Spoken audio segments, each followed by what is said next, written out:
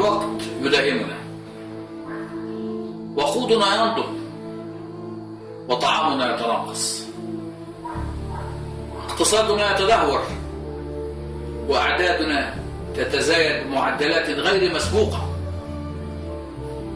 إننا ندمر عالمنا بسرعة انتحارية، فمواردنا محدودة، والصراعات والحروب دارت وتدور للسيطرة على تلك الموارد. إن عالمنا اليوم أصبح يعتمد على البترول كمصدر رئيسي للطاقة، وهو وقود ناضج غير متجدد،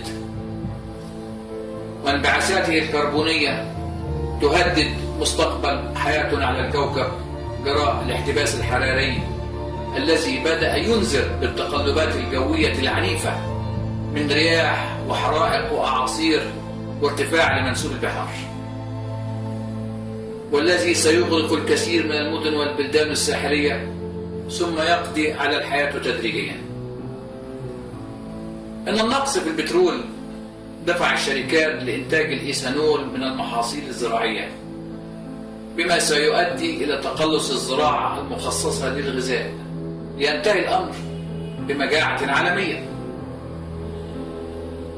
إن سيناريو نقص الطاقة ونضوب البترول والاحتباس الحراري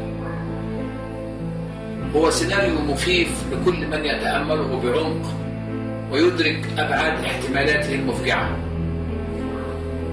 والتي لن ينجو منها أحد حينما يبدأ تفاعله المتسلسل، سواء دول عظمى أو صغرى أو صاحب لون أو دين أو جنس بعينه، فكلنا في نفس القارب.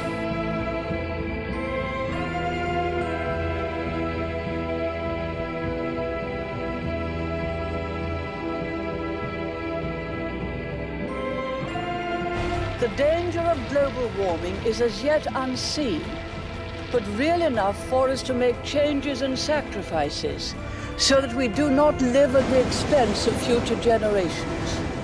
That prospect is a new factor in human affairs. It's comparable in its implications to the discovery of how to split the atom.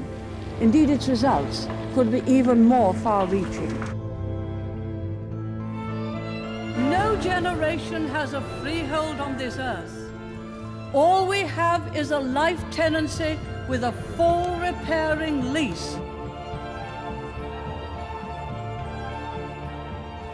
The spirit of Rio, that is the spirit of planet Earth, will spread throughout the world. We come to press on with deliberate purpose and forceful action, and such action will demonstrate our continuing commitment to leadership and to international cooperation on the environment. نحتاج إلى ثورة في التصدي لهذه المشاكل. نحتاج إلى تكنولوجيا جديدة تساعدنا على التصدي لما هو قادم. توجد وسائل وبدائل نحاول استغلالها، منها ما هو يعمل فعلا، ومنها ما هو قيد الخيال والآمال، ولكن يظل لكل منها مشكلاتها. فالطاقة النووية لها أخطارها التي يصعب تجنبها عند غضب الطبيعة، أو في إساءة استخدامها، أو في مخلفاتها وما ينتج عنها من نفايات خطيرة ملوثة وضارة بالبيئة. وطاقة الرياح هي أيضا بديل متاح،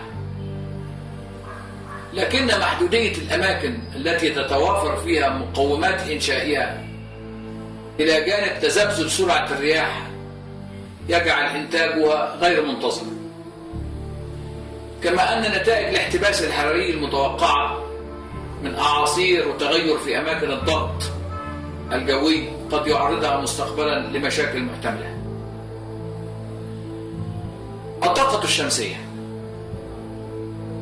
الطاقة الشمسية هي مصدر للطاقة غير محدود، لكنها تعاني من معضلة تخزينها ليلا. كما أن الخلايا الضوئية التي تعمل على الشق الضوئي كفاءتها محدودة حتى الآن. أما المرايا التي تعمل على الشق الحراري للطاقة الشمسية فقد تكون هي الأمل الفعلي إن تم حل مشكلة التخزين الليلي، لكن تظل تكاليفها حتى الآن مرتفعة. وهناك طاقة أمواج البحر وحرارة جوف الأرض إلى آخره، ولكن كل هذه البدائل لا تستطيع توفير الطاقة إلا للمنشآت الثابتة فقط كالمنازل والمصانع وغيرها. أما وسائل النقل والمركبات المتحركة فلا يصلح لها إلا وقود، والوقود الحالي هو النفط الذي بدأ ينفذ. إذن لا بد من وقود بديل للنفط يكون غير ناضج. لا يوجد وقود كهذا إلا في الماء الذي يشكل 3/4 مسطح الكرة الأرضية وفي كل أنهارها ومياهها الجوفية. إنها الهيدروجين H2 أحد مكوني الماء H2O. هنالك وقود في هذه المياه يكفي العالم لأمد غير منظور. هنالك أيضا طاقة غير محدودة ولأمد غير منظور يمكنها إطلاق هذا الوقود. إنها طاقة الشمس والكهرباء الناتجة عنها. بإمكاننا إنتاج الطاقة الكهربائية نهارا وتخزينها ليلا على شكل وقود هيدروجيني لاستخدامه ليلا ونهارا في إنتاج الكهرباء لكل المنشآت وتوفير الوقود لكل المركبات. إننا نسعى وراء هذا الوقود الغير ناضج، نسعى وراء تكنولوجيا جديدة تتيح استخدامه بفاعلية وأمان. إنه وقود نظيف تماما يمكننا حرقه لتوليد كل الطاقة التي نحتاجها دون تهديد لمستقبل الحياة على كوكبنا، وبهذا نؤمن الحياة لأولادنا وأحفادنا. ماذا لو أمكننا إطلاق هذا الحلم؟ سنغير العالم. ربما سنبدأ بوضع حد للحروب. طبعا علينا إيجاد الآلة الحرارية المناسبة التي تستطيع أن تنقلنا إلى هذا العصر وتحل المشاكل التي تمنعنا اليوم من تحقيق هذا الحلم. إن الآلات الحرارية الترددية المتاحة اليوم ما هي إلا عاقبة لعدم اكتمال التصميم، فشراهاتها للاستهلاك عالية وقدرتها نسبة إلى وزنها منخفضة وكفاءتها الكلية الفعلية منخفضة، بحيث لا تستطيع استخلاص إلا نحو 7% فقط من الطاقة الكامنة بالوقود لتحولها إلى شغل فعلي، والباقي يهدر على شكل حرارة تخرج مع العادم وتتسرب من جسم المحرك. لهذا فإن حاولت تصنيع سيارة تعمل بالهيدروجين باستعمال المحرك الحالي وتسير نحو 500 كيلومتر دون التزود بالوقود كما هو مماثل لما يوفره خزان البترول في المحركات الحالية، فإنك ستحتاج إلى خزان وقود وزنه يقترب من وزن السيارة ذاتها وحجمه يكاد يقارب حجمها.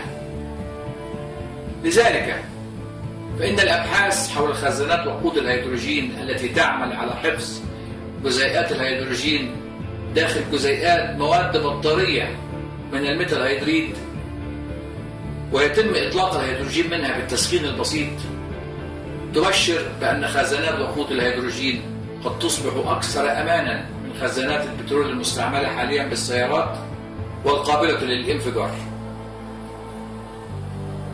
لذلك فإن الآلة الحرارية المناسبة للتحول إلى عصر الهيدروجين يجب أن تكون كفاءتها الكلية مرتفعة واستهلاكها للوقود ضئيل وقدرتها الحصانية نسبة إلى وزنها عالية.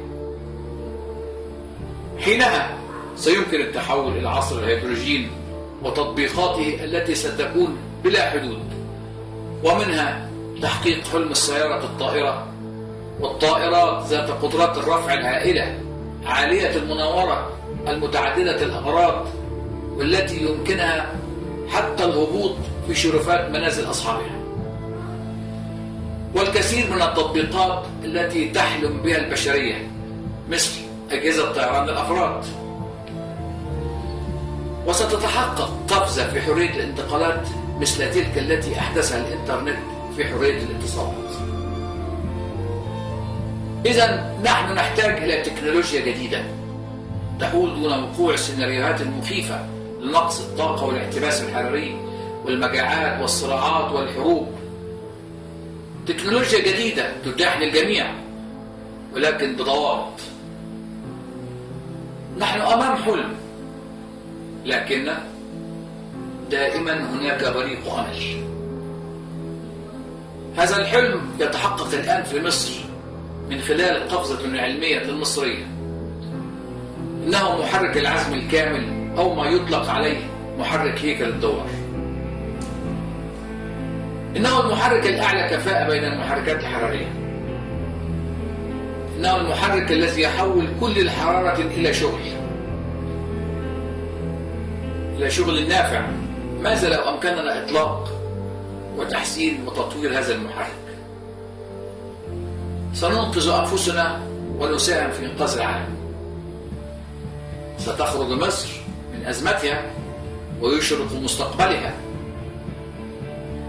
طبعا علينا أن ننجح في تسويقها عالميا، ولكن بما يضمن حقوق البلد الذي خرج منه هذا الاختراع. الحقوق التي يمكن أن تسهم في سداد الديون ودفع عجلة التنمية بمصر التي تعاني من التدهور الاقتصادي الخانق ونقص الطاقة وأثاره السيئة.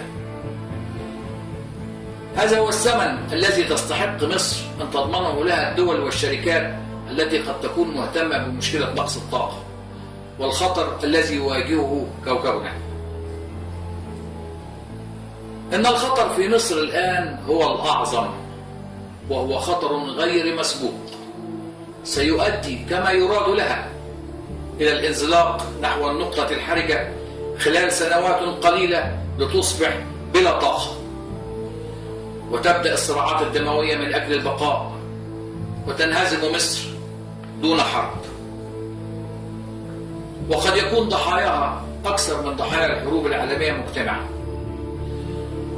ومما يزيد من خطورة هذا السيناريو المحتمل أن أهلها يتصارعون بسبب الجهل والفقر والسعي إلى السلطة وعدم قراءة التاريخ ليتبينوا أن العلامات الآن مشابهة لما سبق أحداث عام 460 هجريا، أي قبل نحو 9 قرون من الآن، حين هبط منسوب النيل بشدة ولم تكن أساليب الطاقة التي نعرفها اليوم متاحة وقتها، وعجزت الطاقة الحية لعضلات الإنسان وحيواناته عن ري المحاصيل، فبارت الأرض واشتدت المحنة وأكل الناس بعضهم بعضا كما قال المقريزي المؤرخ.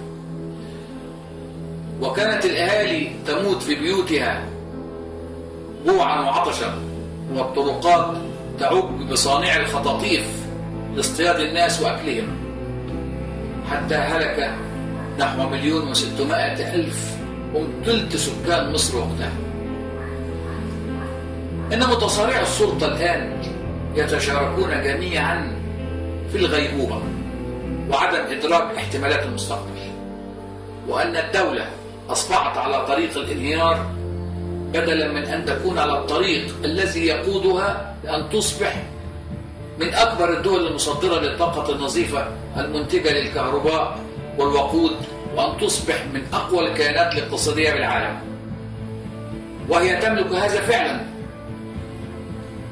إنها قضية أن نكون أو لا نكون. إن الزمن ينساب من بين أيدينا، وقد لا نستطيع اللحاق به قبل أن تقع الواقعة.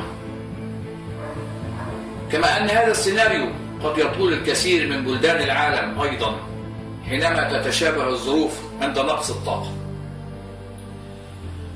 إن الأبحاث حول هذا الاختراع وما سيترتب عليه قد تكون أخطر مما يدركه البعض. ولكن ماذا عن رد الفعل المتسلسل في العالم، خاصة العالم الذي يهيمن ويدير شؤون الطاقة وأرباحها؟ حينما تكون أرباح الآخرين مقابل حياتنا فلا خيار لنا. إن الكوكب أشرف على الاحتضار. هناك عواقب عالمية محتملة بالطبع، وهذا هو الثمن الذي لم يكشف عنه لوقودنا الإحفوري. نحن ندرك أننا نعيش على كوكب مدمن للنفط، ونعلم أيضا ما قد يحدث إن أغرقت أسواق العالم بالطاقة الرخيصة دون إعداد، أو إن انتهى دور النفط فجأة. بورصات العالم ستهتز، الكثير من الاقتصاد سينهار، الكساد والبطالة ستنتشر، الفوضى قد تعم خاصة في دول العالم الأول ومن يدور في فلكها. إن العالم الآن يتماسك بصعوبة، خاصة في الدول الغير منتجة للوقود الأحفوري من بترول وغاز وفحم، سواء في أفريقيا أو آسيا أو أوروبا أو أمريكا اللاتينية وغيرها.